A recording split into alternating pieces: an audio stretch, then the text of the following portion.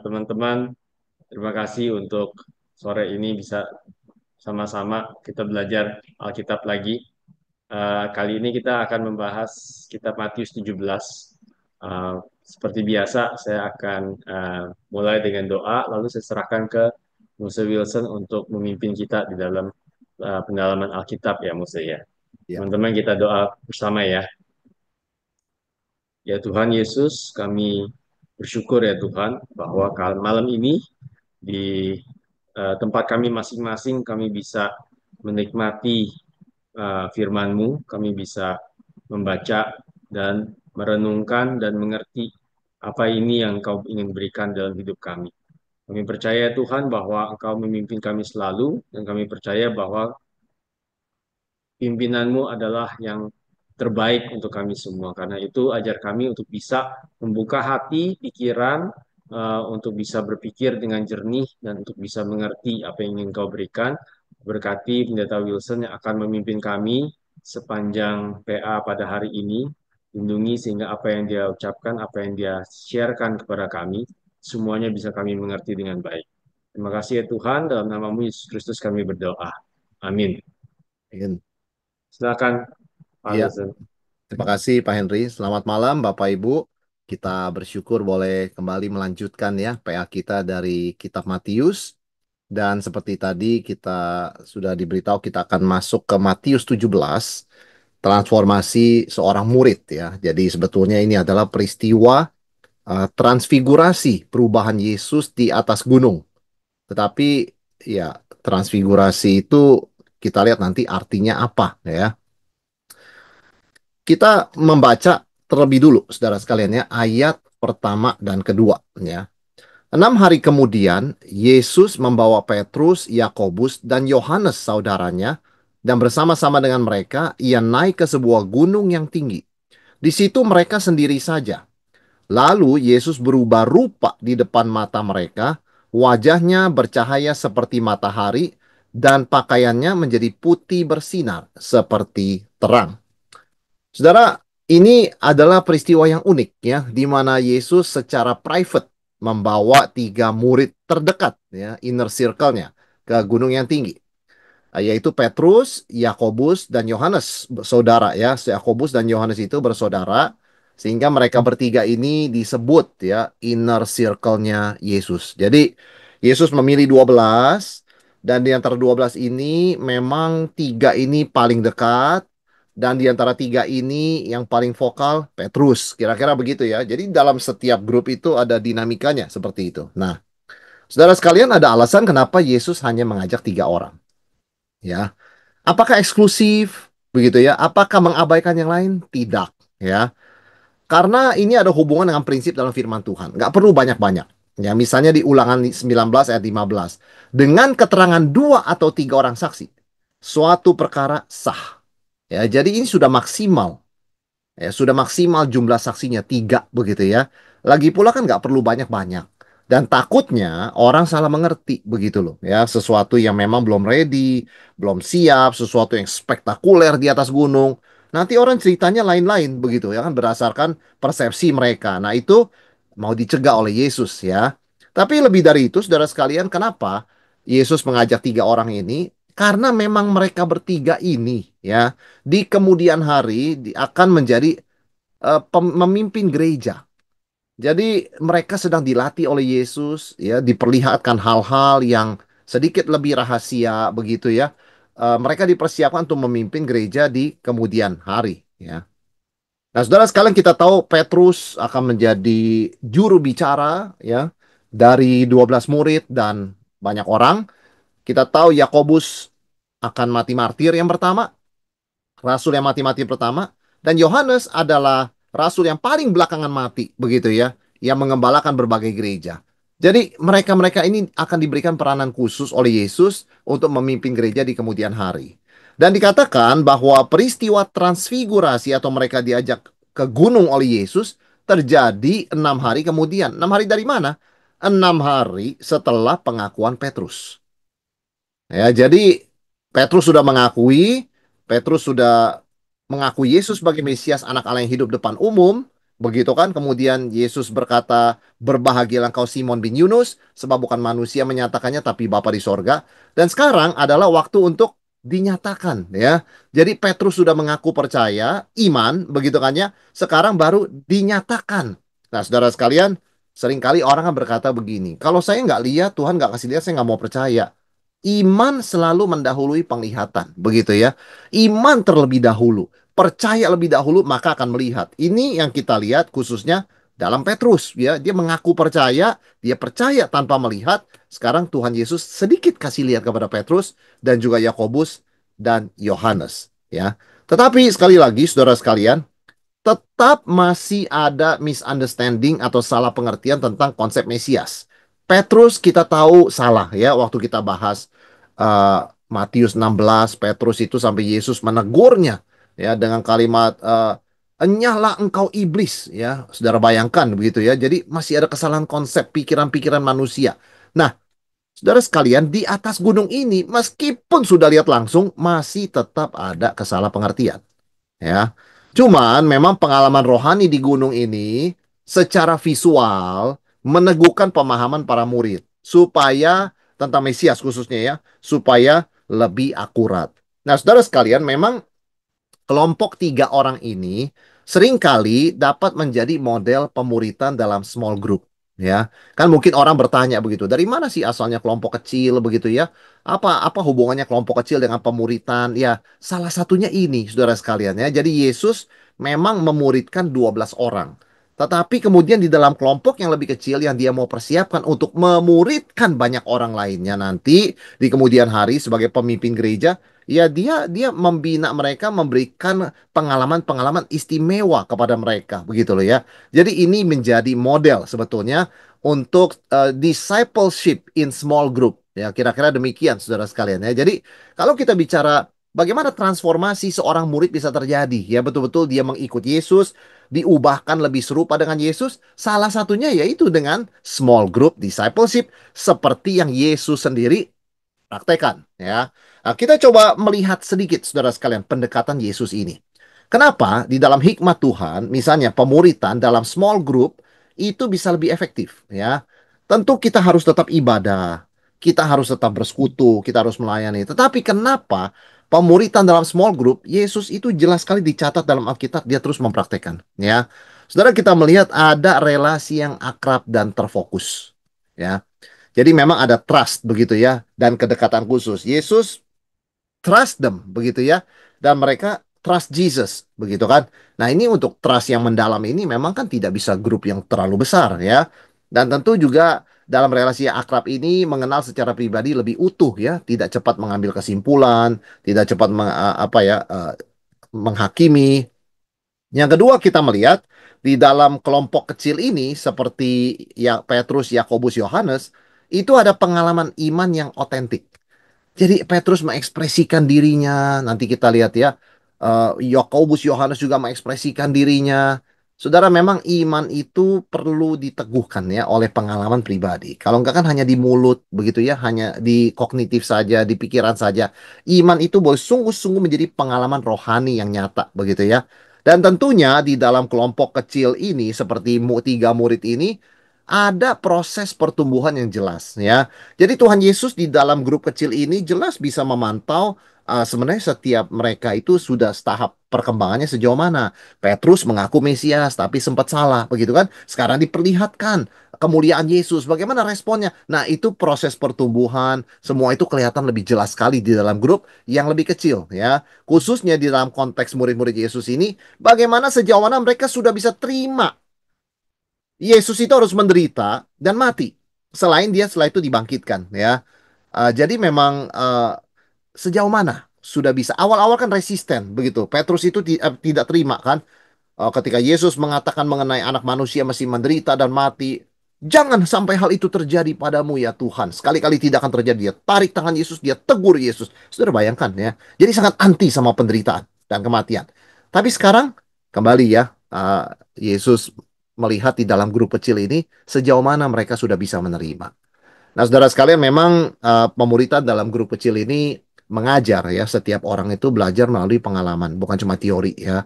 Karena betul-betul kita menghidupi, menjalankan, transparan, otentik begitu ya. Kita tidak mengenakan topeng begitu ya. Jadi ini adalah suatu pelajaran yang sangat indah sebetulnya untuk gerakan pemuritan di zaman kita ya. Karena Tuhan Yesus pun menyingkapkan sedikit sebetulnya identitas dia di atas gunung ya. Sesuatu yang dia tidak lakukan kan di kalau bukan dengan tiga orang ini sampai waktunya nanti ya, waktu kebangkitan.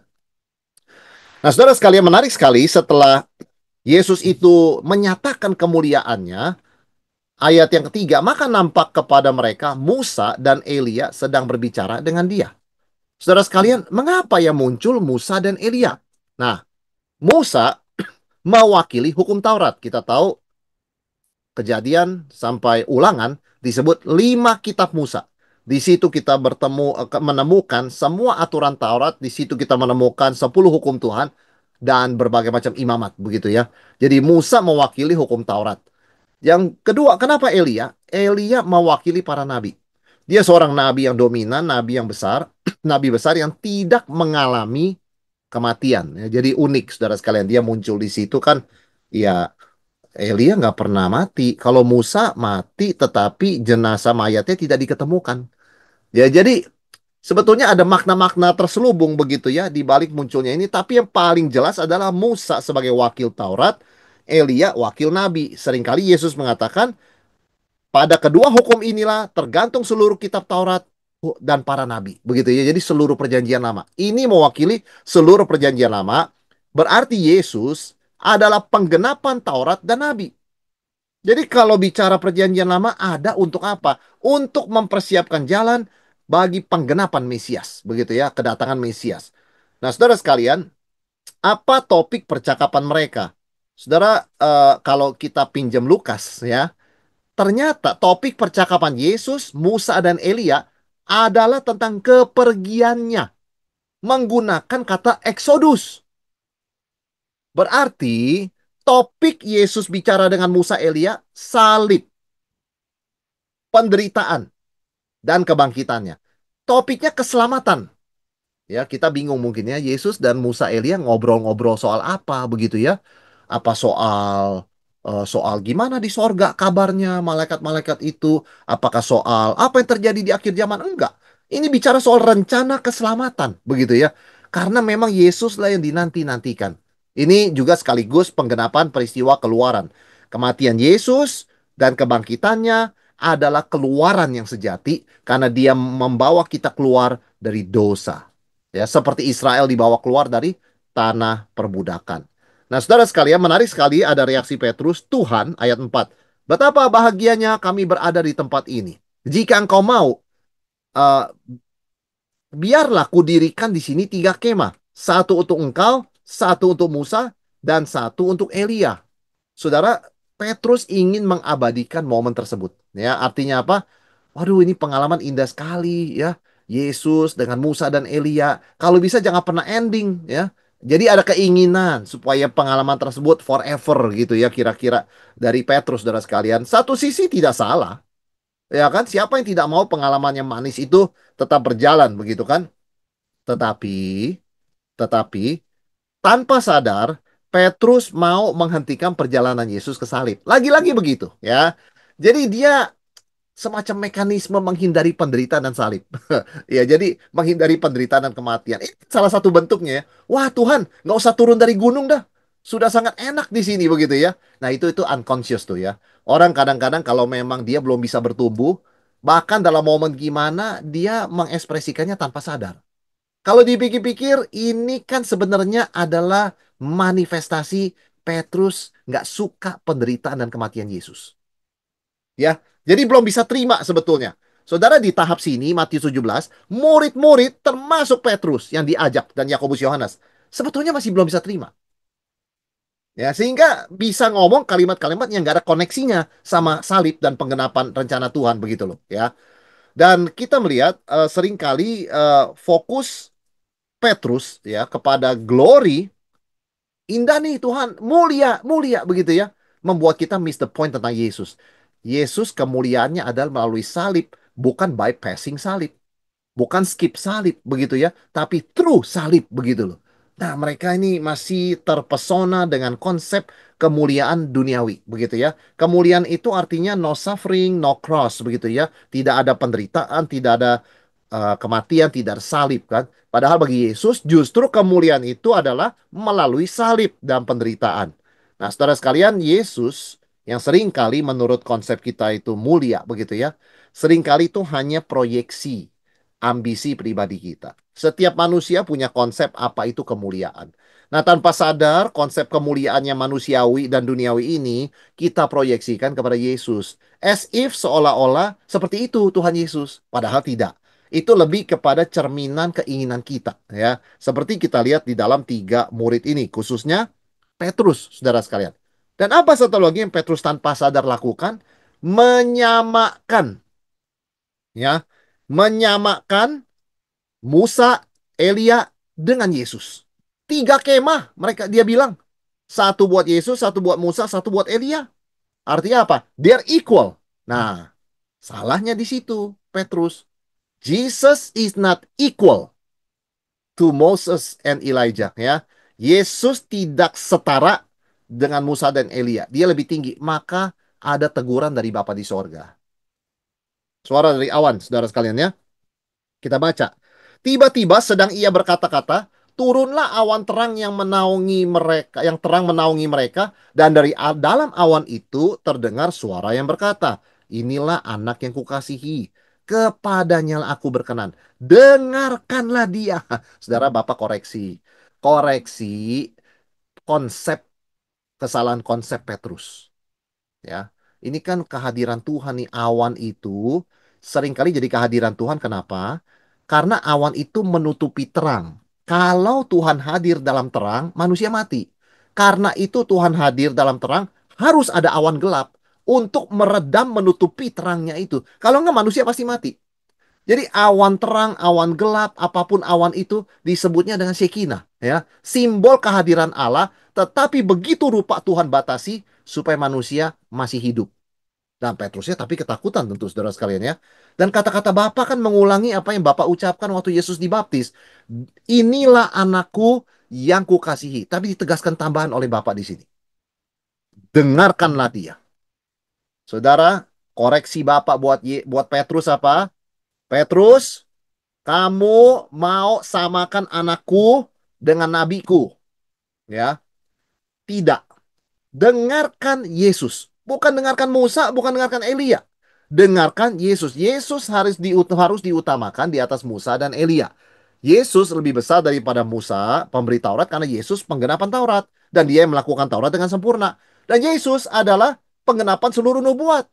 Jadi lebih besar dari Elia, ya.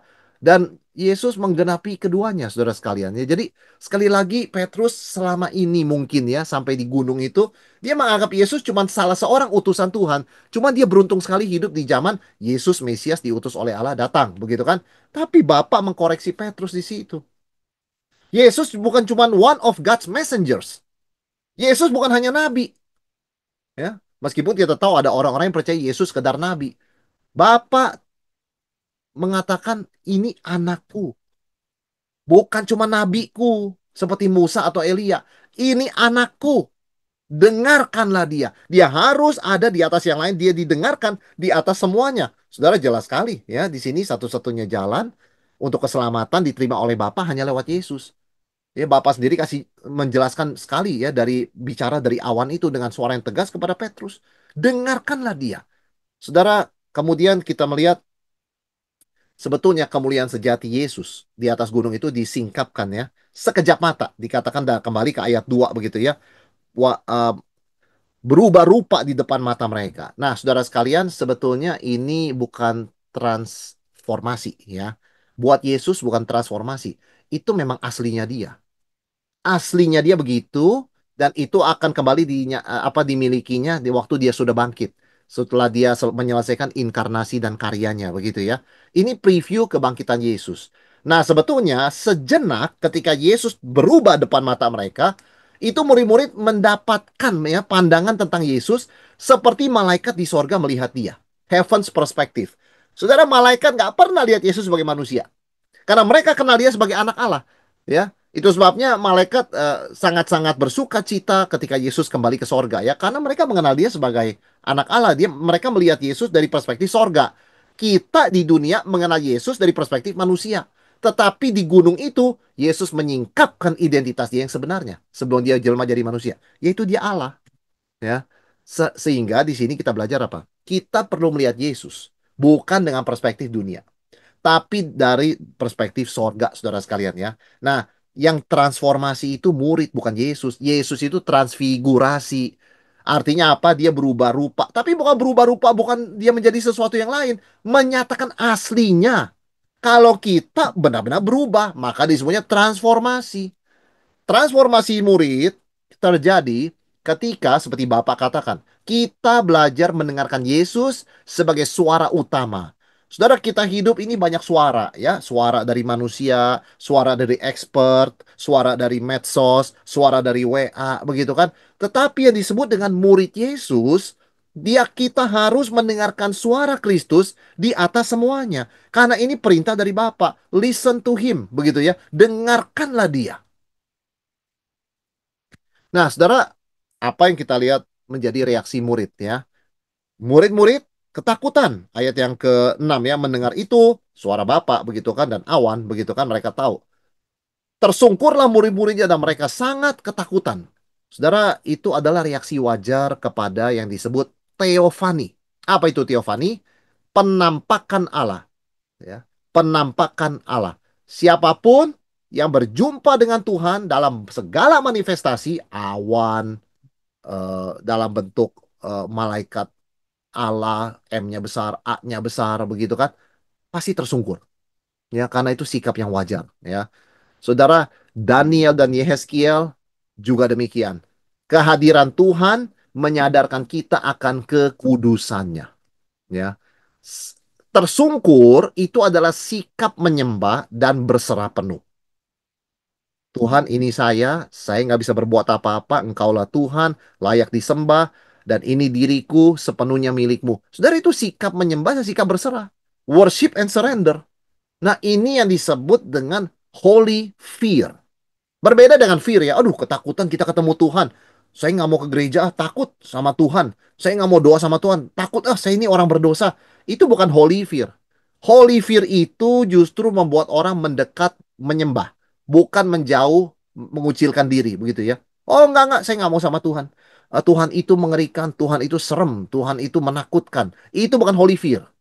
Ya, itu unholy fear, saudara sekalian ya. Holy fear adalah kesadaran kita kecil, kesadaran Tuhan segalanya, kita menyembah Dia dan berserah penuh kepadanya. Itu holy fear. Nah, memang kita harus akui di zaman sekarang holy fear sangat langka. Ya, banyak orang beribadah juga ya tidak kepikir holy fear begitu ya. Mereka ibadah seperti nonton, seperti entertainment, very casual begitu kan ya. Diajak doa dia nggak ikut doa, diajak nyanyi dia nggak ikut nyanyi, dengar firman Tuhan dia main HP. Jadi memang kita melihat sangat sedikit holy fear ya di dalam kekristenan abad modern ini. Nah, itu sebabnya kembali kepada firman Tuhan dan reaksi murid-murid di hadapan hadirat Tuhan begitu kan, kita perlu belajar lagi mempraktekkan holy fear, saudara sekalian ya. Bukan bukan ini, bukan hidup ketakutan, bukan ibadah ketakutan, holy fear. Ya, betul-betul takjub, hormat sampai tersungkur menyembah, kira-kira begitu ya. Nah, ini pengakuan adanya gap yang begitu besar antara Allah yang kudus dan manusia berdosa, kita semua. Saudara, tetapi kita bersyukur ketika kita menunjukkan holy fear, maka yang terjadi adalah kita menerima penghiburan dari Tuhan Yesus. Lalu Yesus datang kepada mereka dan menyentuh mereka sambil berkata, "Berdirilah, jangan takut." Saudara sekalian, banyak orang belum mengerti sebetulnya penghiburan dari Tuhan hanya bisa diterima, dihargai, dialami kalau kita itu menunjukkan holy fear. Yesaya, ketika dia melihat kemuliaan Tuhan, celakalah aku. Aku ini manusia yang najis bibir. Aku tinggal di tengah bangsa najis bibir. Tapi Tuhan mengampuni dosanya. Tuhan menyucikan mulutnya. Tuhan menghiburkan dia. Kita sungguh mengalami penghiburan dari Tuhan. Kalau kita punya holy fear. Kalau kita menyadari Tuhan begitu besar, kita begitu kecil, dan kita tidak bisa apa-apa di hadapan Tuhan. Namun Tuhan itu tetap mengasihi dan menyelamatkan kita. Saudara, itu Holy Fear sangat penting menjadi elemen dalam suatu kehidupan rohani ya, disiplin rohani. Karena dari situ kita bisa mengalami penghiburan dari Tuhan. Ketika Yesus berkata, bangunlah jangan takut. Pengalaman rohani tertinggi itu memang sesuatu yang dahsyat dan powerful ya. Sebetulnya sebagai manusia berdosa kita tidak punya kapasitas dalam encounter tersebut. Kadang-kadang begitu powerfulnya itu melampaui kapasitas manusia. Saudara tidak usah jauh-jauh. Kadang-kadang kita ada baca berita, ada orang yang nonton misalnya pertandingan sepak bola Piala Dunia begitu kan, tim favoritnya, negaranya itu menang, dia begitu gembira sampai kena serangan jantung. Bayangkan ya, kemenangan dari negaranya bagi orang yang punya kondisi jantung tertentu is too much. Reaksi emosinya, badannya nggak bisa kompensasi, saudara sekalian. Berhenti jantungnya. Itu baru pengalaman nonton sepak bola dari negaranya di Piala Dunia. Bagaimana orang bisa mengalami spiritual experience yang begitu powerful dan tetap hidup? Itu ada belas kasihan dan anugerah Tuhan. Ya, jadi bahkan untuk melewati pengalaman itu, kita membutuhkan anugerah dan belas kasihan Tuhan. Karena this is too powerful. Sebab itu para murid bisa mengalami ini di gunung begitu ya. Itu mentransformasi mereka. Betul-betul ada belas kasihan, ada kesabaran, ada anugerah Tuhan. Nah, saudara sekalian, apa yang terjadi? Kemudian kita melihat ayat yang ke-8, menarik sekali Alkitab mengatakan, dan ketika mereka mengangkat kepala, mereka tidak melihat seorang pun kecuali Yesus seorang diri. Saudara sekalian, melihat hanya Yesus. Itu pesan dari Bapak. Ya. Musa dan Elia sudah menghilang. Karena mereka bukan fokusnya. Ya. Fokus kembali hanya kepada Yesus. Nah, murid Kristus, saudara sekalian perlu fokus kepada Yesus, bukan pada pengalaman rohani yang spektakuler sekalipun, atau kepada tokoh-tokoh yang besar sekalipun, selevel Musa dan Elia.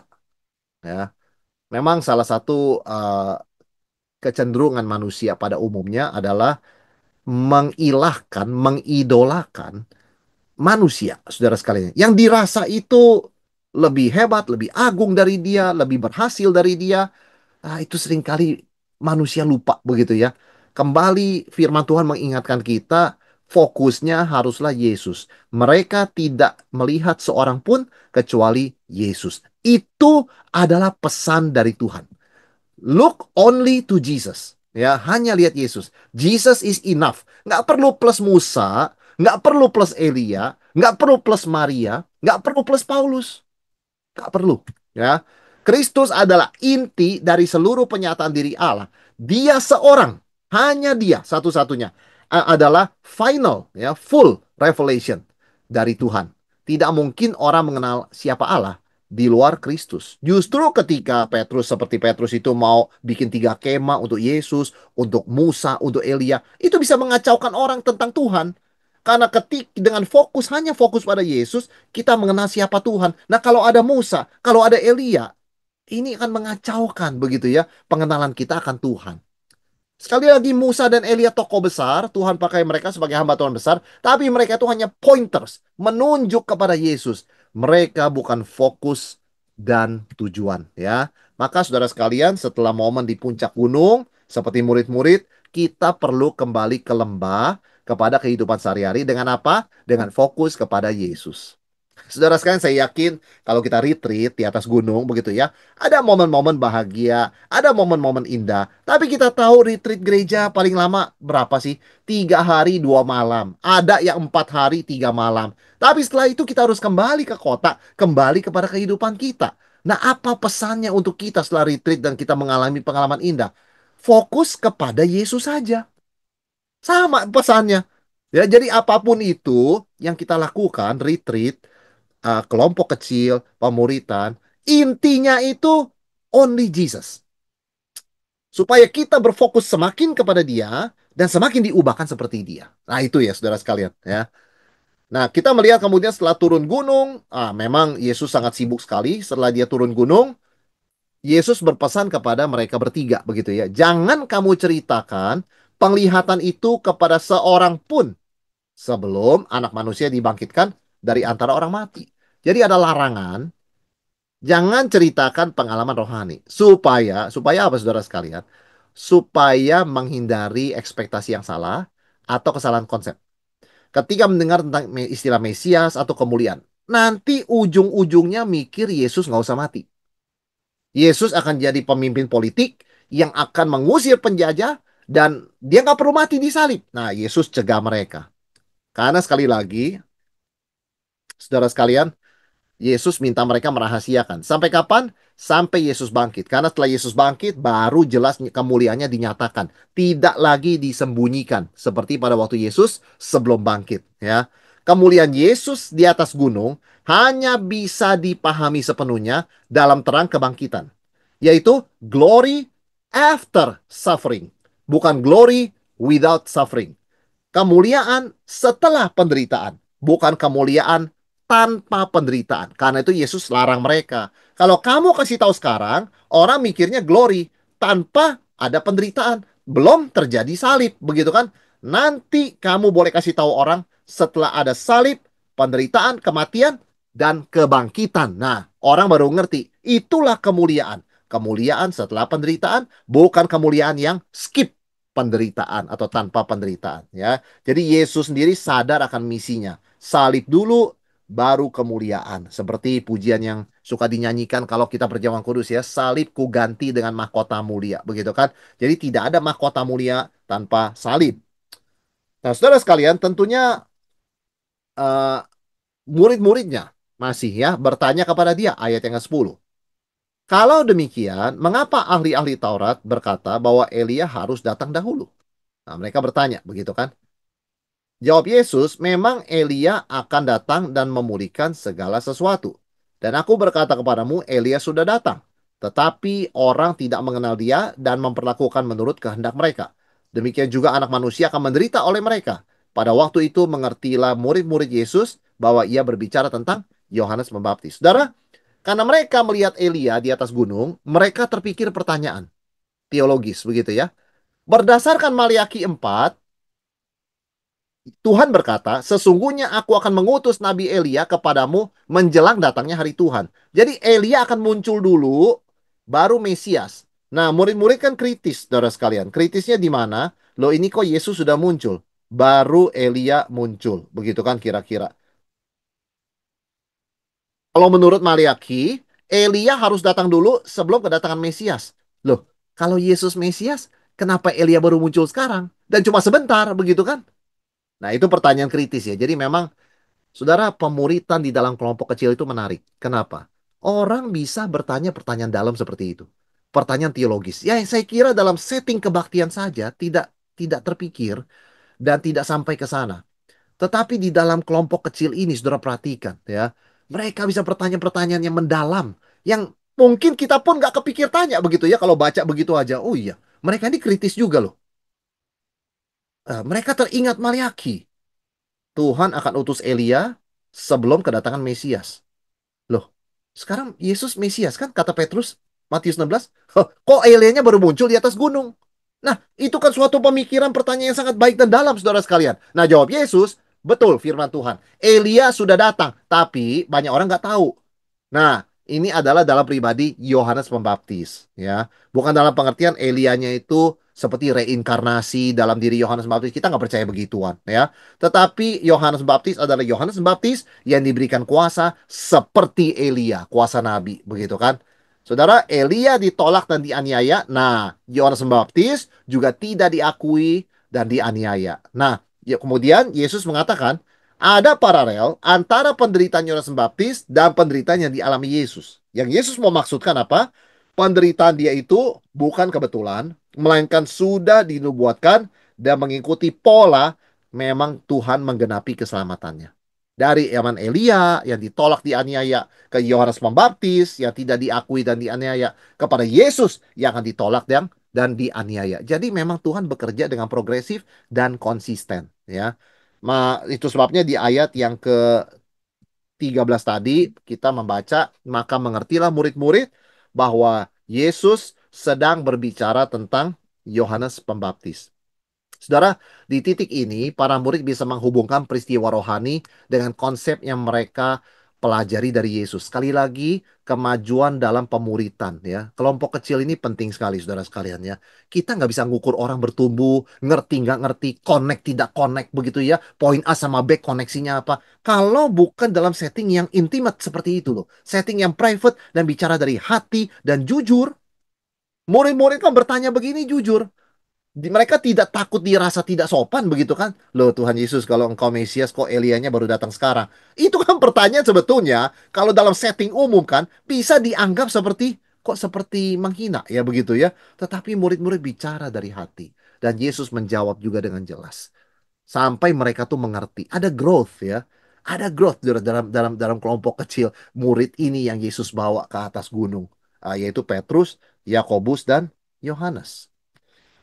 Nah, kemudian kita melihat di perikop berikutnya, setelah turun dari gunung dan mereka dapat sesuatu, mereka tahu siapa Yesus yang mulia itu, mereka dilarang kasih tahu, mereka tahu kenapa Musa Elia muncul, mereka ngerti sekarang kenapa Elia baru muncul sekarang, tapi sebetulnya apa arti ayat Maliaki?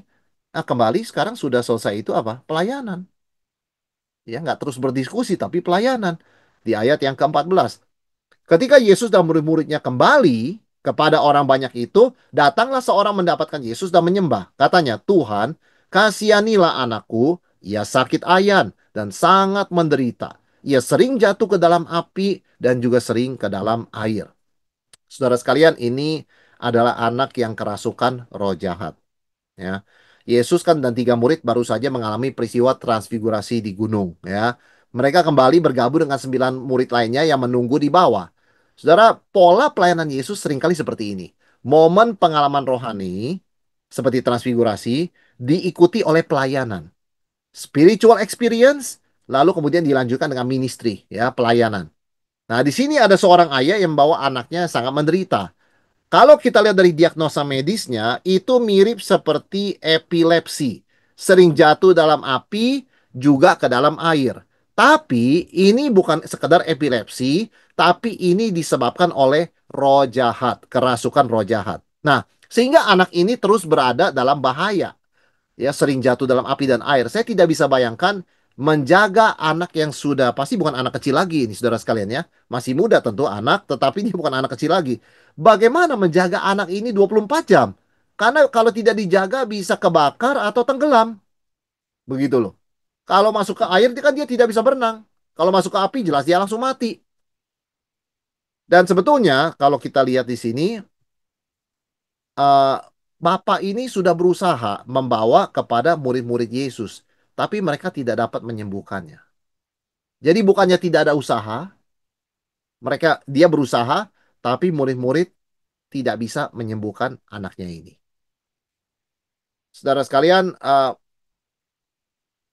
maka Yesus menegur mereka ya. Hai kamu angkatan yang tidak percaya dan yang sesat. Berapa lama lagi aku harus tinggal di antara kamu? Berapa lama lagi aku harus sabar kepada kamu? Bawalah anak itu kemari. Dengan keras Yesus menegur dia. Lalu keluarlah setan itu daripadanya. Dan anak itu pun sembuh seketika itu juga. Nah kemudian murid-murid bertanya kepada Yesus secara private. Tuhan, mengapa kami tidak bisa mengusir roh jahat itu? Saudara, mereka ini ada momen pemeriksaan diri dan kerendahan hati ya. Kembali di dalam kelompok yang kecil ini ya. Memang bukan 3 orang lagi ya, tetapi ini sudah 12 orang begitu kan. Tetapi tetap saja mereka berani bertanya begitu kan. Tuhan kenapa kami nggak bisa? Salahnya di mana?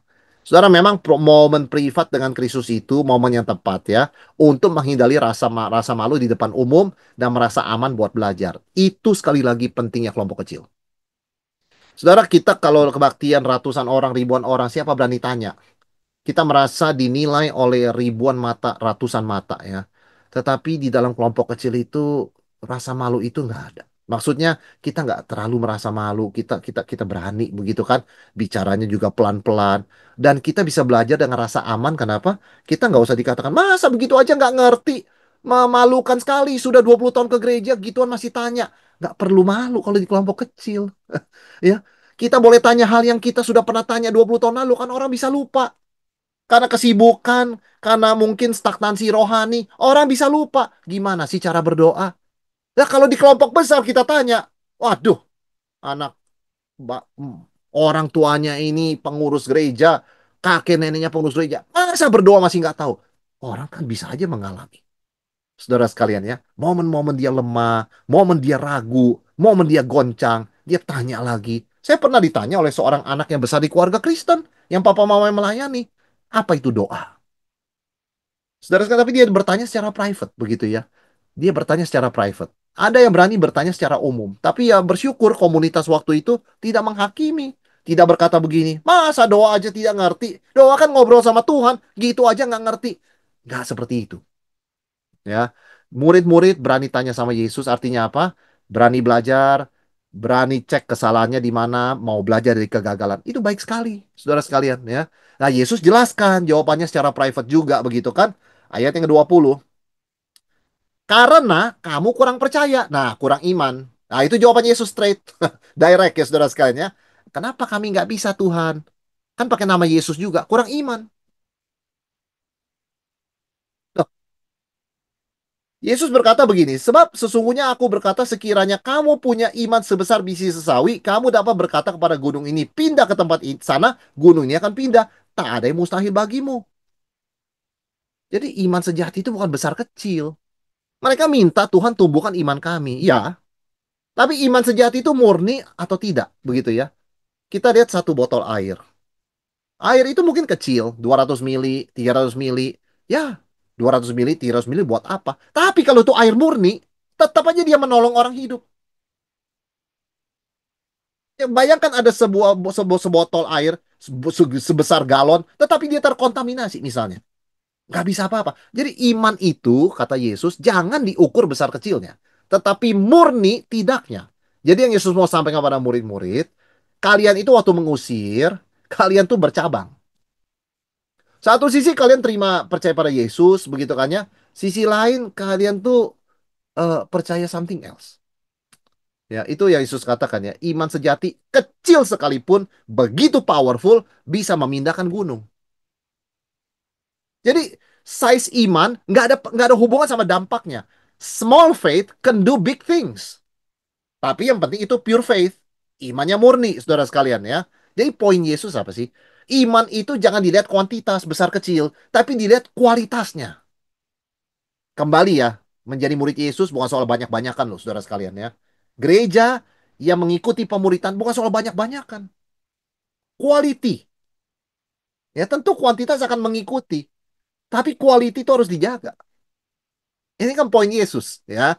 Jadi iman pun dia tidak mau kita menilainya kuantitas loh. Secara secara ini berapa ukuran imanmu? Oh, imanmu ini cuma berapa? Misalnya begitu ukurannya ya. Diameternya berapa begitu kan ya. Panjang lebarnya berapa? Bukan begitu. Kualitas ya. Karena kenapa? Iman itu kan hanya alat, saluran kuasa Allah. Bukan iman itu yang memindahkan gunung, tapi iman membuka jalan bagi kuasa Allah untuk bekerja. Dan bagi Allah tidak ada yang mustahil. Jadi kita bukan menjadi orang-orang yang mengagung-agungkan iman pada dirinya sendiri. Iman itu cuma channel. Iman itu hanya saluran, tapi saluran itu harus murni saluran, bukan tersumbat oleh ini dan itu, supaya kuasa Allah mengalir melaluinya dengan leluasa, yang memindahkan gunung kuasa Allah. Iman itu cuman salurannya, ya. Jadi bukan, wah saya punya iman besar, saya akan bilang sama gunung lempar, nggak begitu, kan Tuhan nggak mau bekerja itu sekarang. Ya kan, ada gunung di Bogor ini ya. Sering kali hujan, kirim ke Jakarta. Aku dengan iman minta gunung itu pindah. Enggak begitu cara bekerjanya. Kalau Tuhan mau bekerja, ya kita percaya apapun itu nggak ada yang mustahil. Poinnya adalah kehendak Tuhan dan kuasa Tuhan. Ya, nah kurang percaya di sini berarti murid-murid satu sisi terima perkataan Yesus, sisi lain bertanya apa benar? Apa benar cuma dengan nama Yesus begitu powerful bisa ngusir setan? Kayaknya setan lebih powerful dah. Itu maksud Yesus. Tidak pure iman kamu. Ya. Masih ada suatu kesangsian. Kenapa? Mesias kok menderita ya? Kalau menderita kalah dong berarti ya. Ini saya ngusir setan ini pakai kuasa apa ya? Mesiasnya aja bakal mati. Saudara, mereka tuh confused. Ya. Konsep mereka nggak jelas. Nah, karena itu perlu Yesus mendekati mereka 3 orang. Kasih jelas, begitu ya mereka tanya Yesus jawab. Lalu bawa kepada 12 orang. Begitu kan? Nanti Yesus jelaskan lagi. Iman yang terkoneksi dengan Tuhan membuka pintu bagi kuasa Allah bekerja dengan leluasa, ya. Nah, menarik sekali di ayat 21 ada satu komentar, saudara sekalian ya. Jenis ini tidak dapat diusir kecuali dengan berdoa dan berpuasa, tapi di dalam kurung.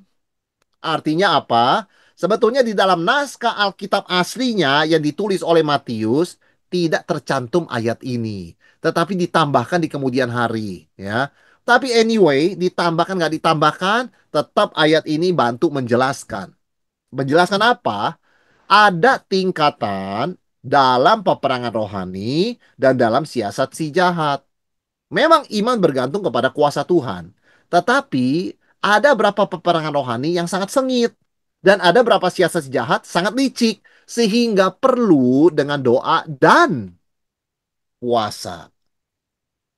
Ya, doa dan puasa.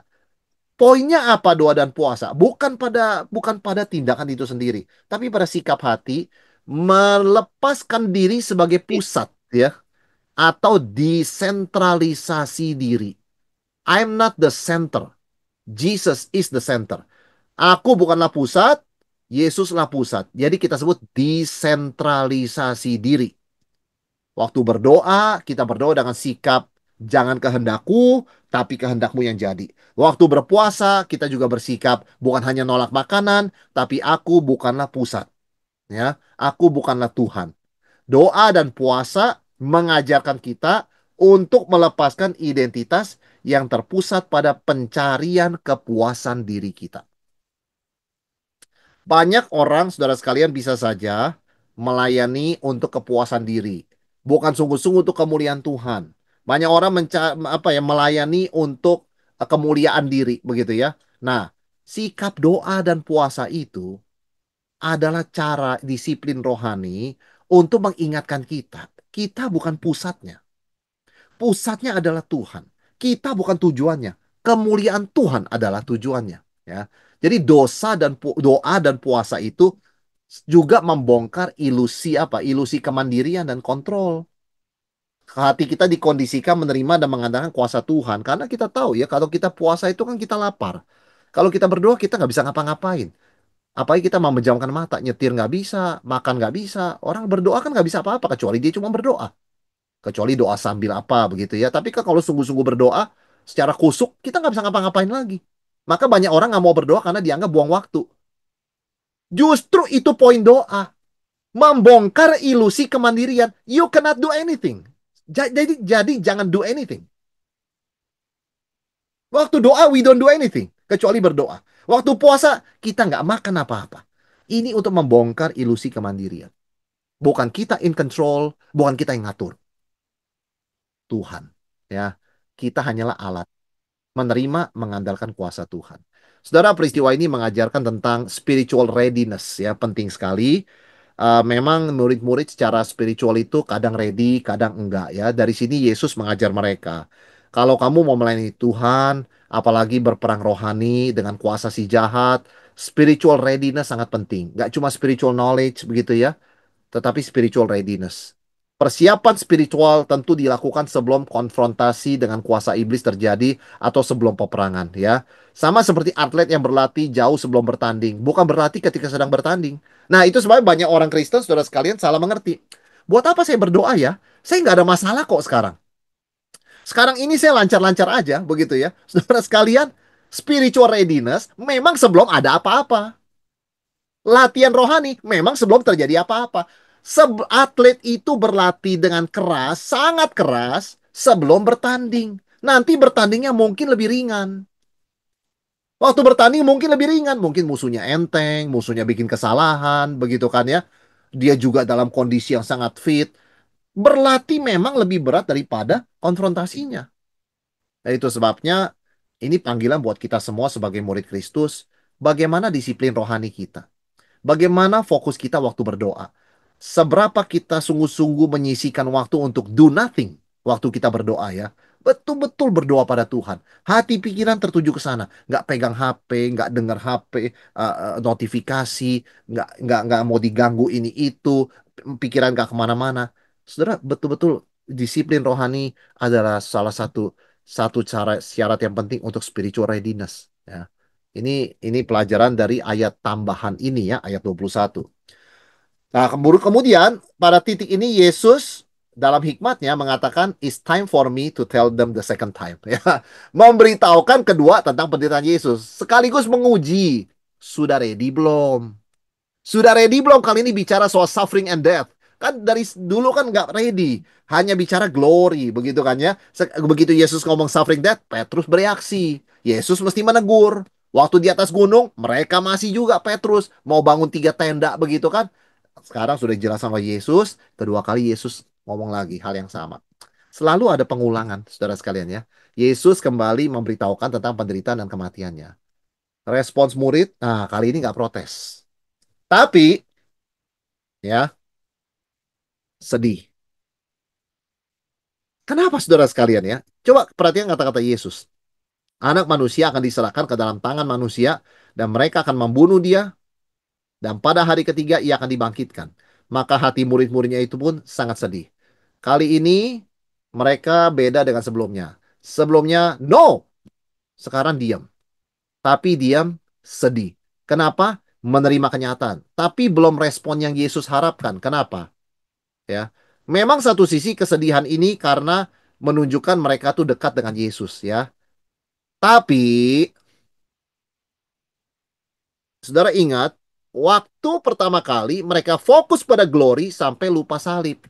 Kali ini mereka fokus pada salib sampai lupa kebangkitan.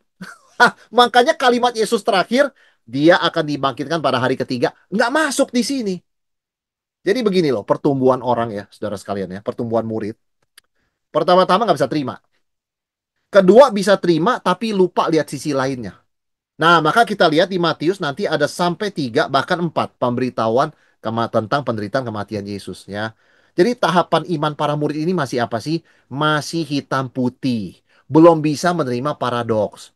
Kematian kebangkitan itu berjalan bersama. Mati dulu baru bangkit. Bagi mereka nggak boleh mati. Itu reaksi pertama. Reaksi kedua, ya mati.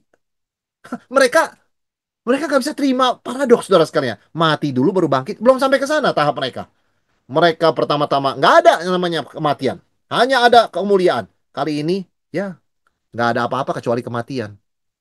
Itulah ya, Tuhan begitu sabar kepada kita, hitam putih, kita nggak bisa melihat, belum bisa melihat paradoks. Tapi kalau kita perhatikan memang, kunci iman adalah kebangkitan Kristus. Barang siapa percaya pada Yesus, dia diselamatkan. Begitu pentingnya kebangkitan Yesus sebagai kunci dari segala-galanya. Karena itu Paulus mengatakan, kalau Yesus nggak dibangkitkan, sia-sialah iman kita. Saudara sekalian, perikop ini menarik sekali ditutup dengan soal membayar pajak bait Allah. Ya. Ketika Yesus dan murid-muridnya tiba di Kapernaum, datanglah pemungut bea bait Allah. Ini bukan pajak untuk Romawi, pajak buat bait Allah ya. Kepada Petrus dan berkata, apakah gurumu tidak membayar bea 2 dirham itu? Jawabnya, memang membayar. Dan ketika Petrus masuk ke rumah, Yesus mendahulunya dengan pertanyaan, apa pendapatmu Simon? Dari siapakah raja-raja dunia memungut bea dan pajak? Dari rakyatnya atau dari orang asing? Saudara, ketika murid-muridnya ini ya, Yesus sampai di Kapernaum langsung ditodong. Bea bait Allah. Ini sekali lagi bukan pajak yang Zakius pungut tuh ya. Itu untuk Romawi. Bait Allah dan ini orang-orang ahli Taurat itu imam kepala itu ada minta pajak sendiri untuk bait Allah. Memang di dalam perjanjian lama perlu ada bea bait Allah, pajak tahunan 2 dirham. Yang kira-kira upah 2 hari kerja lah, begitu ya. UMR kita berapa sih? 5, sekian dibagi lah berapa hari kerja dikali 2 aja. Itu saudara sekalian. Itu per hari ya. Dibagi dikali 2. Lumayan sih jumlahnya ya. Yesus kan miskin sekali.